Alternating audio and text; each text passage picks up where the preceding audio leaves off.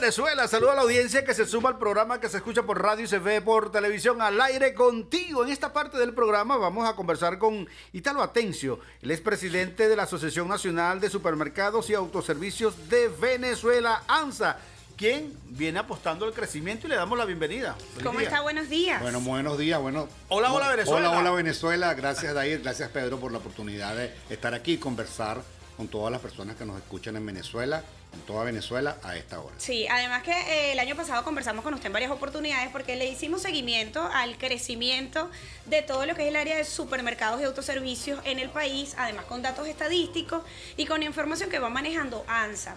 Y usted nos dijo en 2022 que había proyecciones muy positivas en este 2023 y que se esperaba que ese crecimiento se mantuviera en este tiempo. ¿Sigue pensando que es así, es una realidad? ¿Y qué datos tiene que pudiera quizás sumar en esta oportunidad? Gracias por la pregunta. Seguimos manteniendo que 2023 va a ser un año de crecimiento. Si hablamos un poquito de cifras y hablemos de crecimiento en unidades en el sector, vamos a hablar de 2021, 2022 y 2023. 2021 creció 7.4% en las unidades en comparación con el año anterior. 2022 creció 7% y este año estamos estimando que el crecimiento va a estar entre 6 a 7% en unidades. ¿Qué es lo que ya viene pasando? Es como, y lo observamos en el mercado el último trimestre del año pasado, diciembre y el mes de enero. Que cuando uno va llenando el vaso, bueno, y al comienzo cuando lo tienes vacío, pues lo llenas rapidito. Después que lo tienes más lleno, bueno, te cuesta llenarlo. Tienes que irlo llenando poco a poco. Creo que se alcanzó un crecimiento en el comercio, en el sector. ¿Se superó, se cubrió las expectativas de ese momento o se superaron las expectativas? Se cubrieron las expectativas que teníamos nosotros. El único tema, digamos, pendiente que tuvimos, que probablemente lo vamos a hablar para 2023, es que para que ese crecimiento sea sustentable, necesitamos, por ejemplo, financiamiento. Hay cosas que se están haciendo, pero el financiamiento es tremendamente importante. Y probablemente derogar o ponerle temporalidad a algunas medidas, como por ejemplo el IGTF, que sentimos que ya cumplió su cometido. Cuando sale, Pedro, era... Frenó el desarrollo, sí, la estamos hablando del movilización. impuesto a las grandes transacciones Sí, señor. financieras. Frenó el movimiento de divisas en el mercado. Sí, ¿qué cosas hizo? Porque cuando nos explicaron ese tributo, nos dijeron, lo diseñamos para la defensa de la moneda nacional. Y cuando tú analizas cuántos dólares se transaban o divisas se transaban versus los bolívares el 28 de marzo del año pasado, que fue cuando salió la providencia, bueno, el bolívar creció. O sea, al comienzo eran 70% divisas, 30% bolívares y ahora cambió. Eso cambió probablemente 70 bolívares, 30% divisas. Lo que nosotros creemos era que el sistema comercial, el sistema financiero no estaba preparado para un cambio de esa velocidad. Probablemente ha debido ser un poco más lento o con un porcentaje menor. En la actualidad, ¿cómo fue el comportamiento? Y disculpe que te entro, ¿cómo fue el comportamiento en ese momento con la incorporación del impuesto? Nosotros veníamos de un trimestre, enero, febrero, marzo, abril, que era excelente. Incluso las expectativas de crecimiento eran mayores al 7%. Una vez que en mayo se aplica en todo el territorio nacional, hubo como cuando le sacas el pie al acelerador, para no decir un frenazo. Le sacaste el pie al acelerador porque además un impuesto, para que sea eficiente, tiene que ser práctico y sencillo.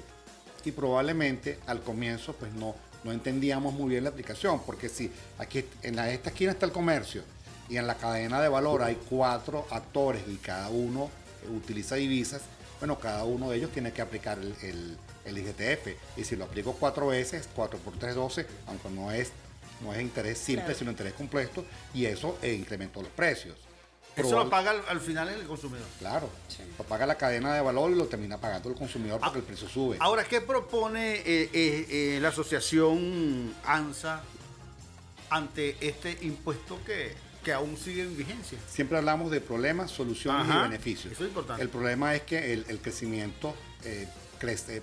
Se desaceleró la tendencia de crecimiento. ¿Qué proponemos? La eliminación del IGTF o en su defecto la reducción del porcentaje. Hemos hablado de reducirlo de 3 a 0.5%.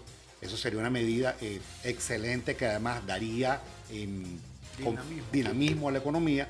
¿Y qué beneficio tendría? Que bueno, que muchos inversionistas que todavía y emprendedores que todavía usan ese circuito de divisas, bolívares, divisas para generar valor. Bueno, lo van a seguir haciendo como fue en el periodo enero, febrero, marzo, abril del año pasado y el año anterior también. Ahora, cuando usted dice, tenemos esta propuesta, ¿a dónde se presentó esta propuesta? ¿Se ha conversado en mesas de trabajo? Lo hemos conversado en mesas de trabajo porque recordemos que de 2 años para acá y con mucha más fuerza en el año 2022, las reuniones de diálogo, de conversación, de buscar qué es lo mejor para el país, incluso en las diferencias, fueron frecuentes. Yo saqué una cuenta, el año pasado ANSA participó en 49 reuniones de concertación de precios, revisión de políticas y de conversación. 49, casi una a la semana. Yo estuve en 49 reuniones y en varias de esas reuniones hablamos de este tema. Cuando lo hemos hablado, que es lo que siempre nos dicen, y yo creo que tienen razón, el Ejecutivo nos dice paciencia y confianza en lo que estamos haciendo. Nosotros decimos, tenemos paciencia y confianza, pero también aportamos este tipo de cosas que creemos que van a ser positivas para impulsar la economía, transformar el sector y sobre todo por amor a Venezuela. Sabe que en varias conversaciones que hemos tenido usted nos hablaba del número de supermercados y autoservicios que deben existir para cubrir la necesidad en el país. Incluso usted presentaba comparaciones con otros países. Sí. ¿Cómo está el crecimiento de este sector ahorita? Que cuando comenzamos este camino de conversaciones, la densidad de supermercados cada 100.000 habitantes en Venezuela era 66.000 habitantes por supermercado. Con las 120 aperturas que hubo de enero de 2021 a diciembre de 2022, aperturas, remodelaciones o cambios de modelo de negocio, esa cifra es ahora 44.500. Pero cuando vamos a, por ejemplo, la hermana Colombia, ahí hay 18.000 habitantes por supermercado. En Costa Rica hay 14.000, en España hay 300. Así que todavía desde el punto de vista de densidad hay espacio para crecer. Y que creemos que puede suceder que si hay financiamiento, hay todo este tema de conversaciones y de apostar por el sector, por la economía, por el país, esa densidad nos va a permitir seguir invirtiendo. Ahora, ¿hay crecimiento ahorita de grandes cadenas de supermercados o hay crecimiento de nuevos negocios en esta área? Claro, en un momento hablábamos de que eran los nuevos los que estaban apostando. ¿Qué pasó a finales del año pasado? Que los tradicionales comenzaron a invertir. Utilizando una palabra criolla, ponerse en las pilas. O corre o te caramba. Claro, porque si no ocupo el espacio, lo ocupa otro. Claro. O sea, ya los tradicionales están invirtiendo. Eso ocurrió con los tradicionales, sí, señor. Que se sumaron en una oportunidad al desabastecimiento de los alimentos, pero que se vieron obligados a salir nuevamente porque estaban surgiendo nuevos emprendimientos y nuevas iniciativas empresariales. Claro, el sector se dinamiza, el sector se pone en movimiento. Yo tengo años, yo soy un actor tradicional, tengo 60 años en el sector y veo que unos nuevos están ocupando espacio. La primera reacción es pensar, no, esto no es duradero. Pero cuando cierras los ojos y los abres, ese joven o ese nuevo tiene 14 tiendas abiertas. Entonces el tradicional dice, bueno, tengo que defender mi espacio. ¿Cómo evalúa usted, por ejemplo, la alianza que tuvo esta empresa de comercialización de alimentos y de artefactos, como lo es Macro, con una empresa comercializadora de Vital, que por cierto de medicina? Sí. Excelente. ¿Por qué? Porque recordemos que esa alianza nace porque Macro evalúa el espacio de sus tiendas y dice, bueno, son tiendas muy grandes en este momento.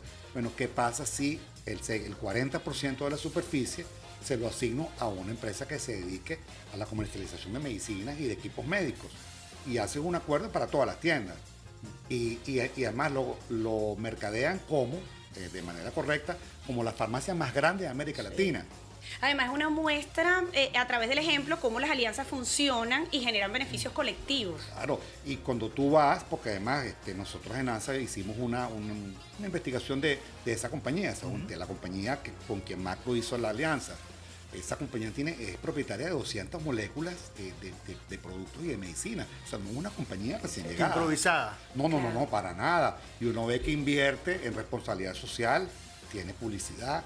Y bueno, eso le trae beneficios al país. Eso es un ejemplo, Pedro, de lo que tienen que hacer las empresas cuando el sector cambia y el entorno cambia. Sí. Bueno, me transformo. ¿Existen otras posibilidades de ese tipo de alianza en el sector? Las hay. De hecho, la semana pasada, el viernes de la semana antepasada, perdón, nos contactó un empresario español que llegó a ANSA.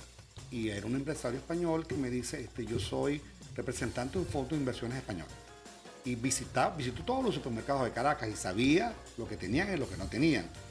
Conversó con nosotros, le hablamos del sector, de las cifras, y sus palabras fueron: nosotros venimos a invertir. Yo le pregunto: ¿y qué te falta para...? Porque me dice, venimos, bueno, ¿cuándo vienen? Me dice, nosotros nos falta, me dice, ¿qué tal es la seguridad jurídica aquí? Hace esa pregunta. Yo le digo, ajá, bueno, ¿es seguro invertir? Bueno, pero mira lo que invirtieron las empresas del sector. Si no ofrece seguro, no invierte. Claro. Porque el dinero es miedoso. Entonces me pidió unos indicadores, unas cifras. Antes de ayer intercambiamos información y hay gente que va a venir. Hace 7 u 8 meses, incluso antes de la apertura de Venezuela-Colombia, tuve una reunión con 3 altos ejecutivos de un grupo colombiano muy importante de supermercados, y ellos están evaluando Venezuela. Fíjese que a eso iba, con el tema de la activación de la frontera colombo-venezolana, cómo se ha sumado en esa zona del país para ANSA, y me refiero a afiliaciones, afiliados que se hayan incorporado, pero eso lo vamos a revisar luego de la pausa. 7 de la mañana, 39 minutos. Italo Atencio, presidente de la Asociación Nacional de Supermercados y Autoservicios de Venezuela, va a continuar con nosotros luego de la pausa. Nos vamos al corte con Olga Tañón.